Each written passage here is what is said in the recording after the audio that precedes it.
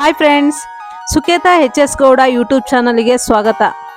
ಈ ದಿನ ನಾನು ಸೋಯಾಬೀನಿಂದ ಗೋಬಿ ಹೇಗೆ ಮಾಡೋದು ಅಂತ ಹೇಳಿ ತೋರಿಸೋದಕ್ಕೆ ಬರ್ತಾ ಇದ್ದೀನಿ.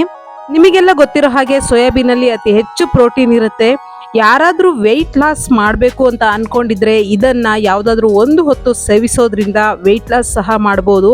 ಇದು ಕ್ಯಾಲೋರಿಯನ್ನು ಬರ್ನ್ ಮಾಡುತ್ತೆ, ಹಾಗೆ ಅತಿ ಹೆಚ್ಚು ಹಸಿವಾಗದಂತೆ ತಡೆಯುತ್ತೆ. ಇದನ್ನು ಸಸ್ಯಾಹಾರಿ ಮಾಂಸ ಎಂದು ಸಹ ಕರೆಯುತ್ತಾರೆ. ಸೊ ಬನ್ನಿ ಇವತ್ತು ನಾವು ಇದರಿಂದ ಹೇಗೆ ಗೋಬಿ ಮಾಡ್ಕೊಂಡು ತಿನ್ನೋದು ಅಂತ ಹೇಳಿ ನೋಡ್ಕೊಂಬರೋಣ. ಮೊದಲಿಗೆ ಒಂದು ಬೌಲನ್ನು ತಗೊಂಡು ಅದಕ್ಕೆ ಬಿಸಿ ನೀರನ್ನು ಹಾಕ್ಕೊಂಡಿದ್ದೀನಿ. ನಂತರ 1 ಸ್ಪೂನಷ್ಟು ಉಪ್ಪನ್ನು ಹಾಕ್ಕೊಂಡಿದ್ದೀನಿ. ಈಗ 3 ಮುಷ್ಟಿಯಷ್ಟು ಸೋಯಾಬೀನನ್ನು ಹಾಕ್ಕೊತಾ ಇದ್ದೀನಿ. ನಂತರ ಈ ಸೋಯಾಬೀನು ಬಿಸಿ ನೀರಲ್ಲಿ ಚೆನ್ನಾಗಿ ನೆನೆಬೇಕು. ಅದಕ್ಕೆ 1 ಸ್ಪೂನಲ್ಲಿ ಈ ರೀತಿಯಾಗಿ ಮಿಕ್ಸ್ ಮಾಡ್ತಾ ಇದ್ದೀನಿ. ಸೋಯಾಬೀನು ವೆಯ್ಟ್ಲೆಸ್ ಇರೋದ್ರಿಂದ ಅದು ನೀರಲ್ಲಿ ಮುಳುಗೋದಿಲ್ಲ. ಸೊ ನಾವು ಈ ರೀತಿಯಾಗಿ ನೀರಿನಲ್ಲಿ ಮುಳುಗೋ ರೀತಿಯಾಗಿ ಪ್ರೆಸ್ ಮಾಡಬೇಕು. 10 ನಿಮಿಷಗಳ ಕಾಲ ಸೋಯಾಬೀನು ಬಿಸಿ ನೀರಿನಲ್ಲಿ ನೆಂದ ನಂತರ ಅದಕ್ಕೆ 1 ಲೋಟ ತಣ್ಣೀರನ್ನು ಹಾಕಿಬಿಟ್ಟು ಈ ರೀತಿಯಾಗಿ ನೀಟಾಗಿ ಅದನ್ನು ತೊಳೆದು ಪ್ರೆಸ್ ಮಾಡ್ತಾ ಇದ್ದೀನಿ. ನೋಡಿ, ಅದು ಈ ರೀತಿಯಾಗಿ ಸ್ವಲ್ಪನೂ ನೀರಿಲ್ಲದಿದ್ದಾಗೆ ಕೈಯಲ್ಲೇ ಪ್ರೆಸ್ ಮಾಡ್ಕೊಬೇಕು. ಹೀಗೆ ಅದರಲ್ಲಿ ನೆನೆಸಿಟ್ಟಂತಹ ಎಲ್ಲ ಸೋಯಾಬೀನನ್ನು ನೀಟಾಗಿ ಪ್ರೆಸ್ ಮಾಡಿಕೊಂಡು ಇನ್ನೊಂದು ಬೌಲಿಗೆ ಹಾಕ್ಕೊತಾ ಇದ್ದೀನಿ. ನೀರನ್ನು ತೆಗೆದಂತಹ ಸೋಯಾಬೀನಿಗೆ ಈಗ 1 ಸ್ಪೂನಷ್ಟು ಖಾರದ ಪುಡಿಯನ್ನು ಹಾಕ್ಕೊತಾ ಇದ್ದೀನಿ. ಖಾರ ಜಾಸ್ತಿ ತಿನ್ನೋದಾದರೆ ಇನ್ನೂ ಜಾಸ್ತಿ ಹಾಕ್ಕೊಬೋದು. ನಂತರ 1 ಸ್ಪೂನಷ್ಟು ಶುಂಠಿ ಬೆಳ್ಳುಳ್ಳಿ ಪೇಸ್ಟನ್ನು ಹಾಕ್ಕೊಂಡು 3 ಸ್ಪೂನಷ್ಟು ಡಾರ್ಕ್ ಸೋಯಾ ಸಾಸನ್ನು ಹಾಕ್ಕೊತಾ ಇದ್ದೀನಿ. ಈಗ ಡಾರ್ಕ್ ಸೋಯಾ ಸಾಸನ್ನು ಹಾಕ್ಕೊಂಡ ನಂತರ ಇದಕ್ಕೆ 2 ಸ್ಪೂನಷ್ಟು ಮೈದಾ ಹಿಟ್ಟನ್ನು ಹಾಕ್ಕೊಂಡು ನಂತರ 2 ಸ್ಪೂನಷ್ಟು ಕಾರ್ನ್ಫ್ಲೋರನ್ನು ಹಾಕ್ಕೊತಾ ಇದ್ದೀನಿ. ನಾವೀಗ ಸೋಯಾಬೀನನ್ನು ಎಷ್ಟೇ ಹಿಂಡಿದ್ರೂ ಸಹ ಅದರಲ್ಲಿ ನೀರಿನ ಅಂಶ ಇದ್ದೇ ಇರುತ್ತೆ. ಸೊ ಅದೇ ನೀರಿನ ಅಂಶದಲ್ಲೇ ನಾವು ಈಗ ಹಾಕ್ಕೊಂಡಂತಹ ಕಾರ್ನ್ಫ್ಲೋರು ಮತ್ತು ಏನೇನು ಹಾಕ್ಕೊಂಡ್ವಿ ಅವೆಲ್ಲ ಸೋಯಾಬೀನಿಗೆ ಅಂಟೋ ರೀತಿಯಾಗಿ ಕ್ಲೀನಾಗಿ ಮಿಕ್ಸ್ ಮಾಡ್ಕೊಬೇಕು.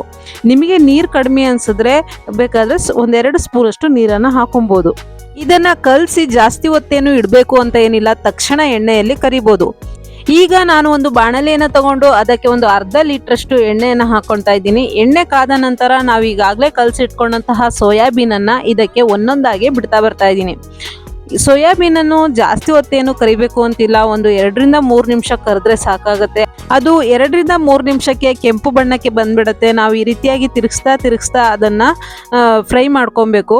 ಅದು ನೀಟಾಗಿ ಕೆಂಪು ಬಣ್ಣಕ್ಕೆ ಬಂದಿದೆ ಅಂತ ನಮಗೆ ಅನಿಸ್ದಾಗ ನಾವು ಅದನ್ನು ಒಂದು ಪ್ಲೇಟಿಗೆ ಟ್ರಾನ್ಸ್ಫರ್ ಮಾಡ್ಕೊಬೇಕು.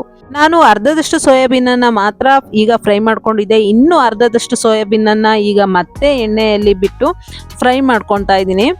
ಈ ರೀತಿಯಾಗಿ ನಾವು ಮನೆಯಲ್ಲಿಯೇ ಗೋಬಿಯನ್ನು 10 ನಿಮಿಷದಲ್ಲಿ ರೆಡಿ ಮಾಡ್ಕೊಬೋದು. ನಾವು ಹೊರಗಡೆ ಹೋಗಿ ಹೇಗೆ ತಿಂತೀವಿ ಹಾಗೇ ಇರುತ್ತೆ, ಆದರೆ ಇದು ತುಂಬ ಚೆನ್ನಾಗಿ ಅನಿಸುತ್ತೆ. ನೀವು ಒಮ್ಮೆ ಮನೆಯಲ್ಲಿ ಟ್ರೈ ಮಾಡಿ ನೋಡಿ. ಈಗ ನಾನು ಸೋಯಾಬೀನ್ ಎಲ್ಲ ಫ್ರೈ ಮಾಡಿ ಎತ್ತಿಟ್ಕೊಂಡಿದ್ದೀನಿ. ಈಗ ನಾವು ಇನ್ನೊಂದು ಪಾನನ್ನು ತಗೊಂಡು ಅದಕ್ಕೆ ಸ್ವಲ್ಪ ಎಣ್ಣೆನ ಹಾಕ್ಕೊಂಡು 1 ಗೆಡ್ಡೆ ಬೆಳ್ಳುಳ್ಳಿಯನ್ನು ಈ ರೀತಿಯಾಗಿ ಸಣ್ಣದಾಗಿ ಹೆಚ್ಕೊಂಡು ಹಾಕ್ಕೊತಾ ಇದ್ದೀನಿ. ನಾವು ಬೆಳ್ಳುಳ್ಳಿಯನ್ನು ಜಜ್ಜಿ ಹಾಕಬಾರ್ದು, ಇದೇ ರೀತಿ ಸಣ್ಣದಾಗಿ ಹೆಚ್ಚಿನೇ ಹಾಕೋಬೇಕು. ಹಾಗೆ 1 ಇಂಚಷ್ಟು ಶುಂಠಿಯನ್ನು ಸಹ ಸಣ್ಣದಾಗಿ ಹೆಚ್ಚಿಬಿಟ್ಟು ಹಾಕ್ಕೊತಾ ಇದ್ದೀನಿ. ನಂತರ ಒಂದು ಸಣ್ಣ ಈರುಳ್ಳಿಯನ್ನು ಈ ರೀತಿಯಾಗಿ ಸಣ್ಣದಾಗಿ ಹೆಚ್ಕೊಂಡು ಅದನ್ನು ಸಹ ಹಾಕ್ಕೊಂಡು ಕ್ಲೀನಾಗಿ ಫ್ರೈ ಮಾಡ್ಕೊತಾ ಇದ್ದೀನಿ. ನಾವು ಎಲ್ಲದನ್ನು ಸಹ ಹೆಚ್ಚಿನೇ ಹಾಕ್ಕೊಬೇಕು, ಜಜ್ಜಿ ಹಾಕಿದ್ರೆ ಅದೇ ಟೇಸ್ಟ್ ಚೇಂಜ್ ಅನಿಸುತ್ತೆ. ಈಗ ಒಂದು ಕ್ಯಾಪ್ಸಿಕಮನ್ನು ಸಣ್ಣದಾಗಿ ಹೆಚ್ಚಿಬಿಟ್ಟು ಅದನ್ನು ಹಾಕ್ಕೊತಾ ಇದ್ದೀನಿ. ಮತ್ತು ನಂತರ ನೀವು ಕ್ಯಾಪ್ಸಿಕಮ್ ಬೇಕು ಅಂದರೆ ಉದ್ದವಾಗಿ ಕಟ್ ಮಾಡಿಕೊಂಡು ಹಾಕ್ಕೊಬೋದು. ಈಗ 1 ಸ್ಪೂನಷ್ಟು ಚಿಲ್ಲಿ ಸಾಸು ಮತ್ತು 1 ಸ್ಪೂನಷ್ಟು ಟೊಮೊಟೊ ಸಾಸನ್ನು ಮತ್ತು 1-2 ಸ್ಪೂನಷ್ಟು ಡಾರ್ಕ್ ಸೋಯಾ ಸಾಸನ್ನು ಹಾಕ್ಕೊಂಡು ಅದನ್ನು ನೀಟಾಗಿ ಮಿಕ್ಸ್ ಮಾಡ್ಕೊಬೇಕು. ನಾವು ಈ ರೀತಿಯಾಗಿ ನೀಟಾಗಿ ಮಿಕ್ಸ್ ಮಾಡ್ಕೊಂಡ ನಂತರ ಈಗಾಗಲೇ ಹುರಿದು ಎತ್ತಿಟ್ಕೊಂಡಂತಹ ಸೋಯಾಬೀನನ್ನು ಇದಕ್ಕೆ ಹಾಕ್ಕೊಂಡು ನಾವು ಈಗಾಗಲೇ ರೆಡಿ ಮಾಡ್ಕೊಂಡಂತಹ ಮಸಾಲೆ ಈ ಸೋಯಾಬೀನಿಗೆ ಅಂಟುವ ರೀತಿಯಾಗಿ ಕ್ಲೀನಾಗಿ ಮಿಕ್ಸ್ ಮಾಡ್ಕೋಬೇಕು. ನೋಡಿ, ಈ ರೀತಿಯಾಗಿ ಫ್ರೈ ಮಾಡುವಾಗಲೇ ನಮಗೆ ಅದು ಗೋಬಿ ಎಷ್ಟು ಚೆನ್ನಾಗಿ ಕಾಣಿಸ್ತಾ ಇದೆ ಅಂದರೆ ನಾವು ಹೊರಗಡೆ ಎಲ್ಲ ತಿನ್ನುವಾಗ ಹೇಗಿರುತ್ತೋ ಹಾಗೇ ಮನೆಯಲ್ಲೇ ಗೋಬಿ ರೆಡಿ ಆಗುತ್ತೆ.